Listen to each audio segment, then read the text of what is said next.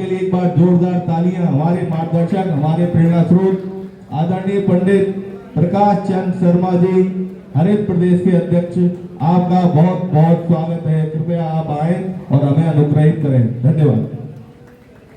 धन्यवाद चतुर्वेदी साहब। बोलिए भगवान परशुराम की, भगवान परशुराम की। जोर से बोलिए साहब, आनंद करिए। बोलिए भगवान परशुराम की। ब्राह्मण एकता जिंदाबाद, ब्राह्मण एकता जिंदाबाद, जिंदाबाद जिंदाबाद,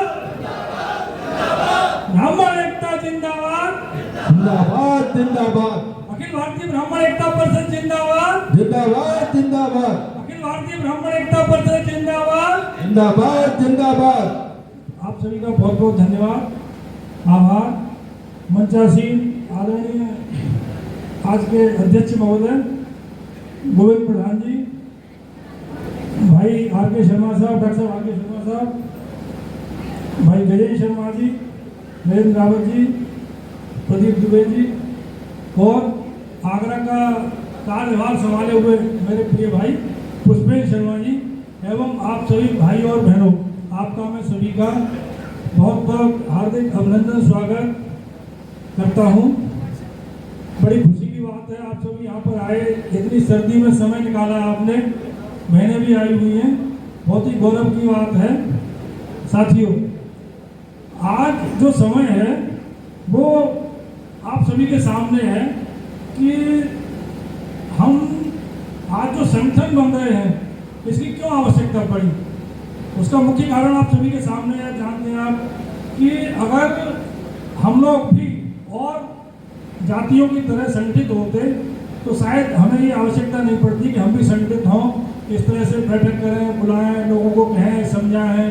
एक तरह से सभी कहते हैं कि साहब हमारा विप्र बंधु, सभी विप्र परिवार जितने हैं सभी बुद्धिजीवी हैं, पर मैं आज तक ये नहीं समझ पाया कि हम लोग किस तरह से बुद्धिजीवी हैं। अगर बुद्धिजीवी होते तो हमें अपना भला बुरा दिखाई देता, लेकिन आज जो स्थिति है उसके बाद भी हम अपना भला बुरा न सोचते हुए अपने आप में मस्त हैं। तो उसी क्रम में मैं आग्रह करना चाहूँगा आप सभी से कि हम सभी लोग मिलकर अपने परिवार से इसकी शुरुआत करें। जो भी हमारे परिवार का सदस्य है, छोटा भाई है, बहन है, कोई हमारा रिश्तेदार है, कोई भी संबंधी है, अगर वो कमज़ोर है और उसको किसी भी तरह से हमारी सहायता की आवश्यकता है तो हम उसे निश्चित रूप से जिस तरह से सहायता उपलब्ध करा सकते हैं उसको हम सहायता उपलब्ध कराएं। अगर धन से नहीं कर सकते, तन से करें, मन से करें, भावनाओं से करें, लेकिन इस समय बहुत बड़ी आवश्यकता है कि हम अपने भाई का, अपने परिवार के लोगों का साथ दें, जो आज देखने में काफ़ी कम लग रहा है। अगर एक भाई अमीर है या सामर्थ्यवान है तो उसका कर्तव्य बनता है कि अगर कोई भाई पिछड़ा हुआ है, दबा हुआ है, छोटा है, झुका हुआ है, तो उसको जहाँ जरूरत पड़ती है उसको अपने समकक्ष न ला सके तो जितना हो सकता है यथाशक्ति उसकी मदद करके उसको ऊपर उठाने का कार्य करें। ये एक बात रही। मेरी दूसरी बात है कि हम लोग वोट बैंक कभी नहीं बनते। आज कोई भी राजनीतिक पार्टी हो वो केवल अपना वोट बैंक देखती है, हाँ किस जाति के कितने वोट हैं, उसी के अनुरूप वो अपना कैंडिडेट खड़ा करेगी। ब्राह्मणों को इसीलिए नेग्लेक्ट किया जाता है कि भाई ये तो टूटे हुए बिखरे हुए जो जाएंगे कहाँ। पूर्व सांसद जो नहीं रहे उन्होंने एक बार कहा भी था पब्लिकली, ये ब्राह्मण सुथरा जाएगा कहाँ। अब इतनी एक तरह से वो कमेंट था जो बात नहीं कहनी चाहिए, वो उन्होंने कहा, गाली देके भी कहा, लेकिन उनकी भावनाएं कहीं से अंदर बहुत अच्छी थी। उन्होंने कहा कि भाई इतना कुछ होने के बाद भी हम ये नहीं सोच पा रहे हैं हमें क्या करना चाहिए। तो इसीलिए हमें अगर वोट बैंक बनाएंगे, कोई भी सरकार, कोई भी राजनीतिक पार्टियों को देखती है हाँ इतने वोट हैं हमारे, तो हमें एकजुट होने की परम आवश्यकता है। हालांकि अभी हम लोग हो रहे हैं, काफ़ी चेंज आया है, और भी ज़्यादा चेंज करने की आवश्यकता है, तो उस तरह एकजुट हों हम। दूसरा, अपने बच्चों को हम संस्कारित करें। देख रहे हैं, बाकी मैं देखूंगा कि काफ़ी लोग हमारे परिवार में जो भी बंधु आपके ताऊ हो, चाचा हो, बाबा हो, नाना हो, मामा हो, कोई भी आपका रिश्तेदार अगर आपको तंबाकू खाता हुआ दिखाई देता है, हालांकि ये बैठक से संबंधित बात नहीं है, पर फिर भी एक अच्छी बात है, उससे स्वास्थ्य पर बड़ा प्रतिकूल प्रभाव पड़ता है। तो तंबाकू खाने के लिए आप सभी को मना करें, बच्चों को संस्कार दें भाई कि आप जब भी अगर टू व्हीलर से जा रहे हो, स्कूटर से जा रहे हैं, तो बिना हेलमेट के बाहर नहीं निकलेंगे। एक तो हमारी जनसंख्या वैसे ही कम है, पहले क्या होता था, एक घर में 4-4, 5-5, 8-8 बच्चे होते थे और सभी पढ़ते थे, मस्त रहते थे, परिवार बड़े अच्छे से चलता था। लेकिन आज ये स्थिति है कि पहले 2 बच्चे होते थे, आज स्थिति ये हुई है कि केवल एक बच्चे पे आके विराम लगा देते हैं। वो कहते हैं क्या करना है। मेरे परिचित बहुत से परिवार ऐसे हैं जो एडमिनिस्ट्रेशन में हैं और उनके केवल एक बिटिया है, बेटी होने के बाद भी उन्होंने दूसरे बच्चे के लिए मना कर दिया, हमें नहीं ये है। बेटा क्या होता है, बेटी क्या होती है, जब कोई नाम नहीं चलाता आजकल, बेटी बहुत है ये तो हमारी। एक बेटी मेरे कई परिचित हैं ऐसे, बहुत विद्वान आदमी है, पढ़े लिखे हैं, एडमिनिस्ट्रेशन में है, नाम बताना ठीक नहीं रहेगा, यहाँ से थोड़ा सा वो हो जाता है। तो हमें इस पर भी ध्यान देना पड़ेगा। साथ ही शादी की जो एज है बच्चों की, वो 30-35 आ गई है लड़कों की। अब 30-35 पर शादी करेंगे तो दूसरी, मैंने जैसे पहले कहा कि कम से कम 2 बच्चे हों, 3 बच्चे हों। अब 30-35 के बाद में वो हो जाए तो बहुत बड़ी बात है।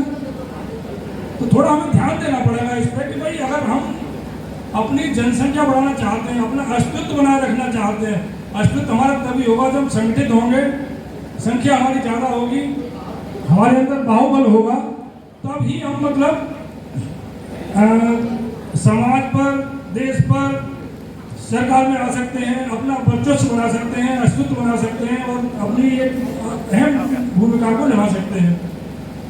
अब मैं बात प्रकाश लाता हूँ। मेरा नाम ही प्रकाश है वैसे तो, शायद मैं परिचय सबसे मुझे परिचय से शुरू करना चाहिए, वो रह गया। मेरा नाम प्रकाश चंद्र शर्मा है, मैं स्टेट बैंक से रिटायर्ड हूँ।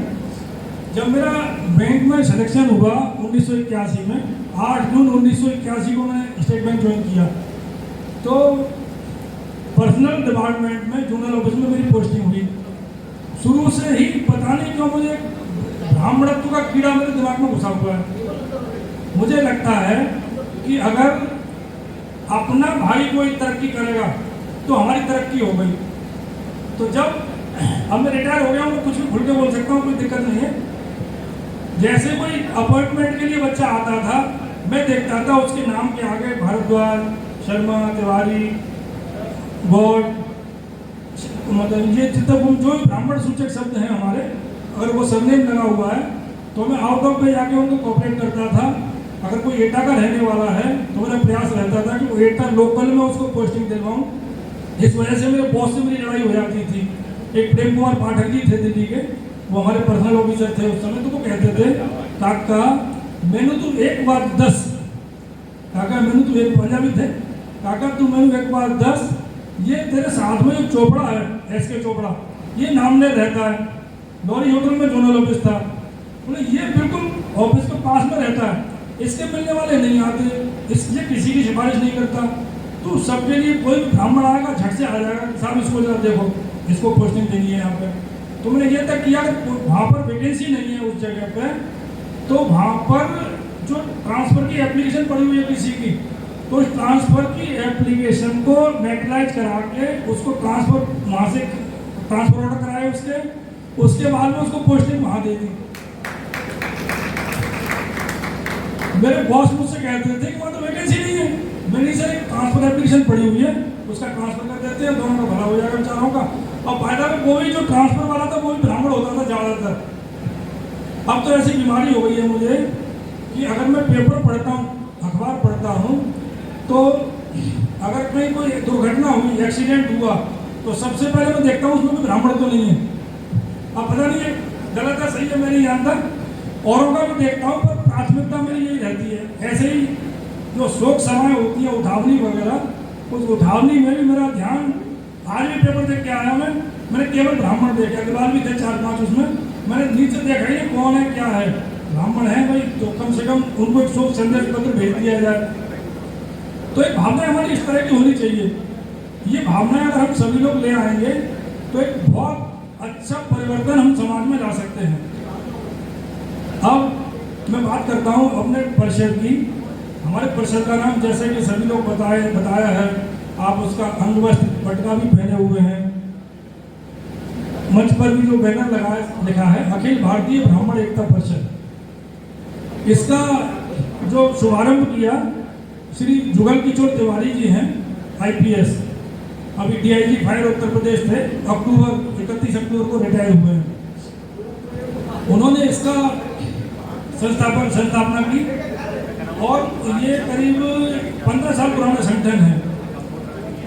इस संगठन की विशेषता ये है कि इसमें 400 के आसपास IAS, IPS, PCS, IRS और जुडिशरी के अधिकारी जुड़े हुए हैं। जो संस्थापक हैं वो खुद ही IPS हैं।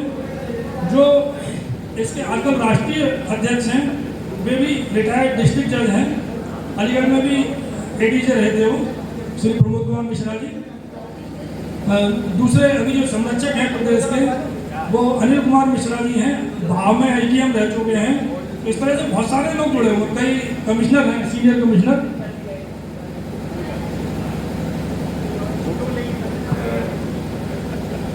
तो मनोहर दुबे जी हैं, कमिश्नर, काफ़ी सीनियर कमिश्नर हैं, कई जगह कमिश्नर रह चुके हैं। तो इस तरह से बहुत बड़े स्तर पर बड़ा अधिकारी जुड़ा हुआ है इसमें। तो उनकी हमें हर समय मदद मिलती रहती है। जब कोई बात होती है तो समय समय पर उनका हमें सानिध्य मिलता रहता है। जहाँ मदद की आवश्यकता होती है मदद भी करते हैं। अगर उनका जानकार डायरेक्ट नहीं है कोई तो उनके पद का नाम लेके भी हम लाभ ले लेते हैं उसका। तो ये बड़ी अच्छी बात है संगठन की। अभी संगठन ने, जैसा कि पहले वक्ताओं ने बताया जैसे संगठन ने अभी एक बहुत बड़े भवन का लोकार्पण किया है। आज उसका लोकार्पण हुआ लोकल के लिए प्रयागराज में। प्रयागराज के जो लोकल लोग हैं स्थानीय, उनके लिए आज लोकार्पण किया गया है। बाकी जो नेक्स्ट इसका लोकार्पण है 19 जनवरी को है। उस भवन में करीब 14 हॉल हैं, 14 हॉल बनाए हुए हैं, बहुत बड़ा भवन है। इस तरह से संगठन बहुत अच्छा काम कर रहा है। बाकी संगठन के बारे में ये हो गया। तो जो लोग अगर वहाँ जो प्रयागराज में लोकार्पण कार्यक्रम हो रहा है, आप में से कोई जाना चाहें तो वो हमें नाम दे सकते हैं, साथ चल सकते हैं। हम लोग बसों की व्यवस्था कर रहे हैं उसके लिए। और आप सभी आए, बहुत अच्छा लगा। आप सभी का एक बार मैं हृदय से बहुत बहुत आभार से धन्यवाद करता हूँ। बोलिए भगवान परशुराम की, भगवान परशुराम की। धन्यवाद। बहुत बहुत धन्यवाद भाई साहब आपका।